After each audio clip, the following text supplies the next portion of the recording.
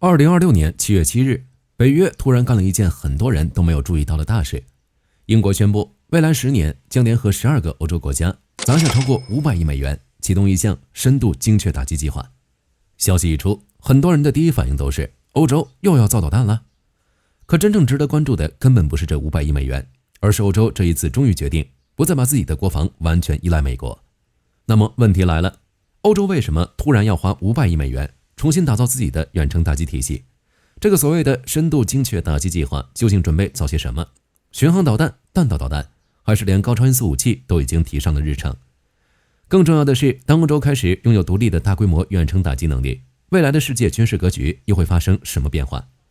今天我们就借着这项计划来彻底讲清楚，北约这项500亿美元的超级工程到底意味着什么。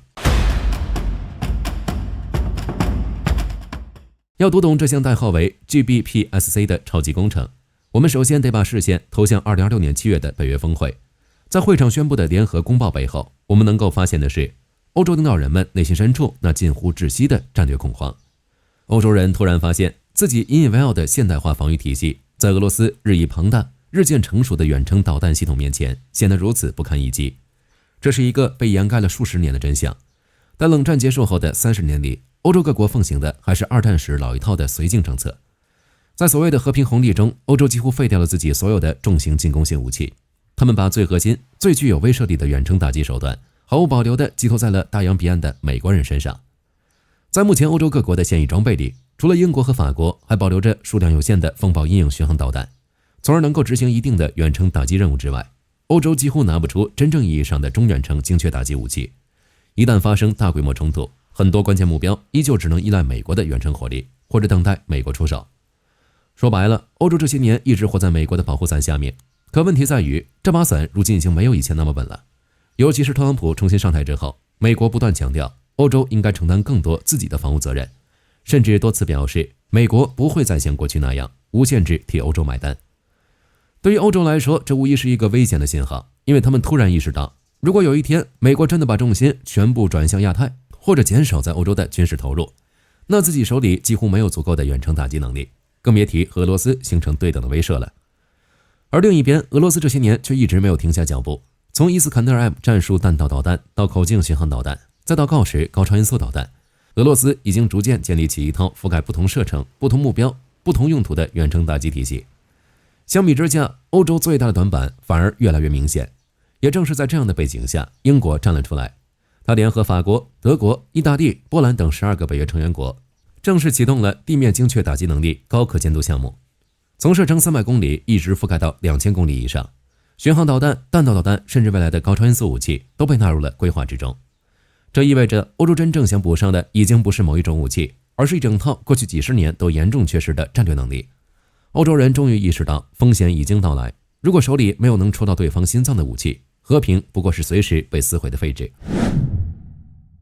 500亿美元10年时间，不就是造几枚导弹，至于吗？其实如果只是单纯买几百枚导弹，根本花不了这么多钱。但真正值钱的从来都不是导弹本身，而是一整套完整的远程打击体系。这项计划的目标并不是研发某一种导弹，而是建立欧洲自己的一揽子计划。很多人容易把它理解成欧洲版 ATACMS， 其实并不是，它的野心要比 ATACMS 大得多。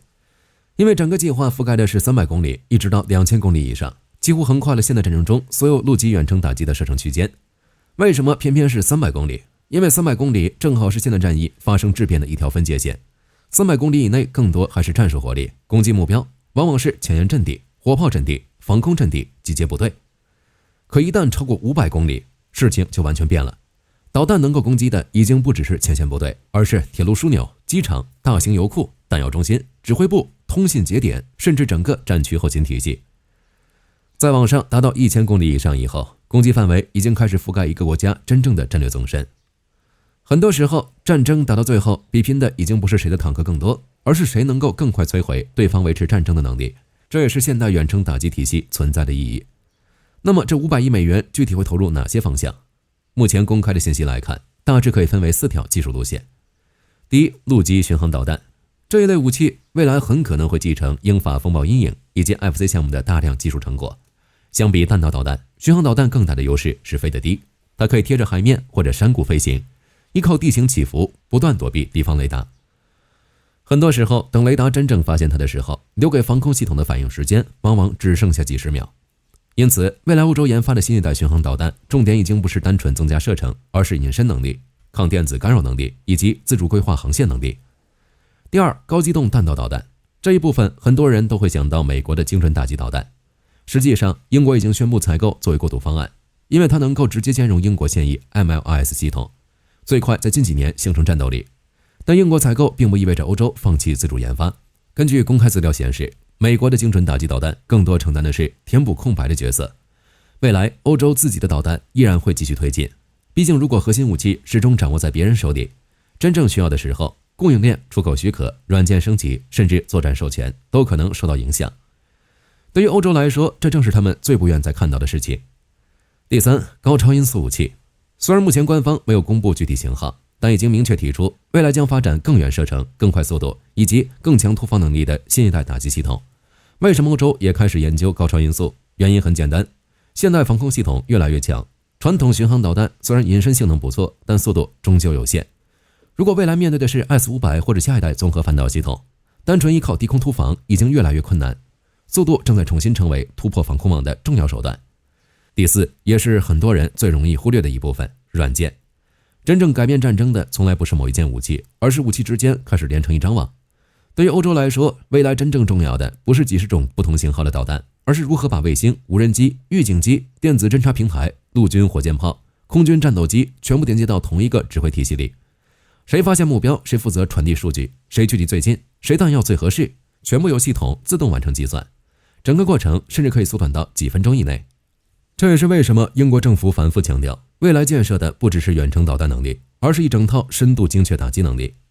只是真正决定战场效率的，已经不是导弹飞得有多远，而是谁能最快发现目标，最快完成决策，最快把火力送过去。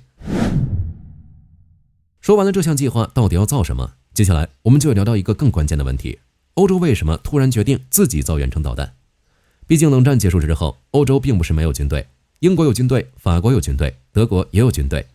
可唯独在远程打击这一块，欧洲却长期存在一个巨大的空白。过去30多年，欧洲一直生活在美国提供的保护伞下面，远程打击由美国，战略运输由美国，预警侦察还是美国，甚至很多北约国家连最基本的情报共享都严重依赖美军体系。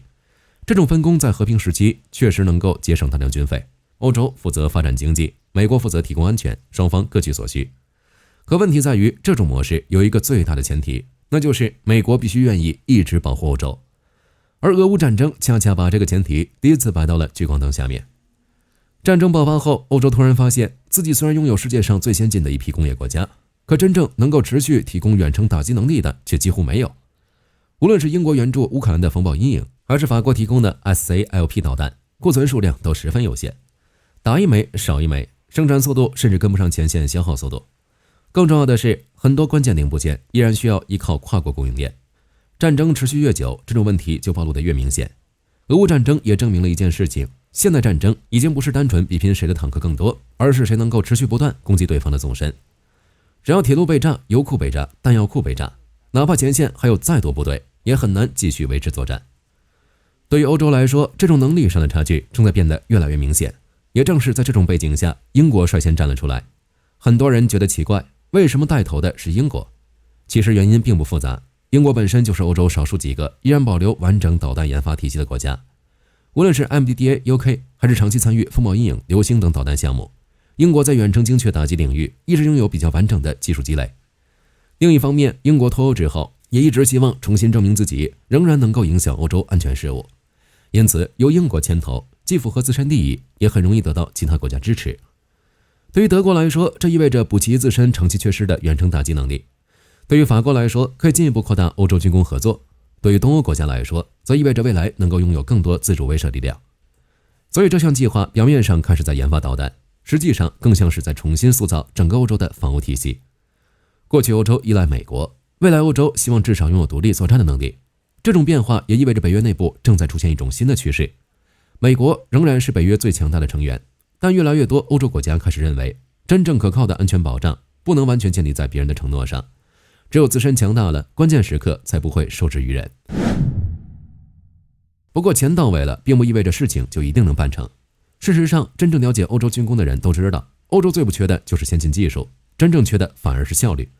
因为这项计划并不是英国一个国家负责，而是12个国家共同参与。听起来声势浩大，可对于军工研发来说，参与的人越多，很多时候事情反而越复杂。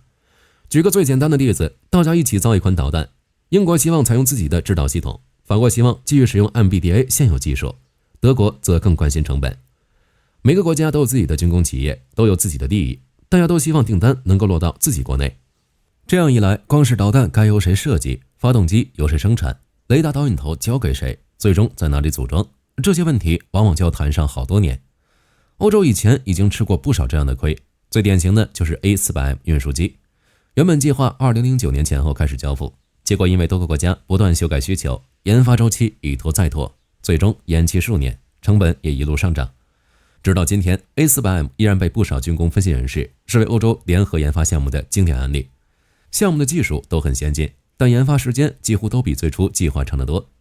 原因并不是技术不行，而是协调成本远远超过了预期。GBPSC 未来可能同样面临类似的问题，尤其是它的目标并不是一种导弹，而是一整套远程打击体系。任何一个环节出现问题，都有可能影响整个项目进度。除此之外，真正难啃的还是技术本身。导弹速度越快，表面的温度就越高。高速飞行过程中，弹体表面甚至会因为空气摩擦达到上千摄氏度，不仅材料容易失效，导弹周围形成的高温等离子体还可能影响通信和导航。如何让导弹在这种环境下依然能够稳定制导，一直都是世界各国重点攻关的技术。再比如隐身，真正决定隐身效果的是整个外形设计，进气道、喷气口、材料、飞行高度，甚至飞行路线都需要一起配合。任何一个细节处理不好，雷达反射面积都有可能成倍增加。所以真正烧钱的往往不是导弹本身，而是一次又一次的试验。一套新的导引头可能需要测试上百次，一款新的发动机更需要经历无数次点火试验，这些才是真正消耗预算的大头。至于这500亿美元最终究竟能不能换来一套真正成熟的远程打击体系，恐怕还需要时间来给出答案。但可以确定的是，对于欧洲来说，这已经不是一项普通的军工计划，而是一场关乎未来几十年防务能力的长期投资。那么欧洲多造一些导弹真的有这么大的影响吗？确实有影响，而且影响的远不只是欧洲。首先，压力最大的一定是俄罗斯。过去20多年，俄罗斯一直拥有一个非常明显的优势，那就是远程打击能力。俄罗斯始终能够依靠远程火力把战场主动权掌握在自己手里。可如果欧洲未来真的建成属于自己的陆基远程打击体系，情况就会发生变化。过去，俄罗斯更多需要防范的是北约的战斗机、战略轰炸机以及海上的巡航导弹。这些目标数量有限，行动路线也相对容易预测。可未来，欧洲的远程导弹很可能像火箭炮一样分散部署在不同国家，它们可以不断机动，可以快速转移，甚至直接隐藏在普通卡车底盘上。对于俄罗斯来说，未来真正需要面对的将是一整张分布式远程打击网络。这意味着俄罗斯必须投入更多资源，加强防空系统，增加预警雷达，扩建导弹拦截能力。原本集中用于前线的防空力量，未来很可能不得不向纵深分散，这无疑会进一步增加俄罗斯的防务压力。另一方面，美国的角色也会发生变化。长期以来，美国一直是北约最大的安全提供者，欧洲很多关键能力几乎都依赖美国支持。如今，欧洲开始建设自己的远程打击体系，表面上看，美国似乎能够减轻不少负担。北约内部一直强调的共同承担防务责任，终于开始真正落实。但从另一个角度来说，当欧洲拥有越来越完整的军工体系，未来在一些重大安全事务上，也可能拥有更大的自主权。未来欧洲或许拥有更多独立决策的空间。这也是为什么不少国际媒体认为，这项计划不仅仅是一项军工工程，更是一项战略工程。它改变的不仅是武器装备，还有欧洲未来在北约内部的话语权。当然，真正值得关注的还是现代战争的发展方向。过去几十年，很多国家都在追求更大的飞机、更大的军舰、更昂贵的平台。可俄乌战争告诉世界，决定胜负的越来越不是某一件超级武器，而是一整套体系。所有节点共同组成一张覆盖整个战场的网络，而 GBPSC 计划其实正是在朝着这个方向发展。未来欧洲投入的500亿美元或许不会全部变成导弹，其中相当一部分可能会投入到通信系统、数据链、人工智能辅助决策以及跨军种协同作战能力建设。因为越来越多国家已经意识到，导弹飞得再远，如果找不到目标，依旧毫无意义。只有侦察、通信、指挥、火力真正连接到一起，远程打击体系才能发挥最大的价值。从这个角度来看，这项计划的意义早已超出了导弹本身，它代表着欧洲正在重新构建属于自己的现代战争体系。至于这条路最终能够走多远，未来10年或许就是最好的答案。好了，关于此次欧洲500亿美元的打击计划，今天就和大家聊到这里。最后留个问题给各位军事大神在评论区讨论：你觉得欧洲真的能在10年内建立起一套完全自主的远程精确打击体系吗？它会成为欧洲防务真正独立的开始，还是又会因为技术、资金和各国之间的利益分歧，最终不了了之？咱们评论区聊聊。我是火力军，我们下期再见。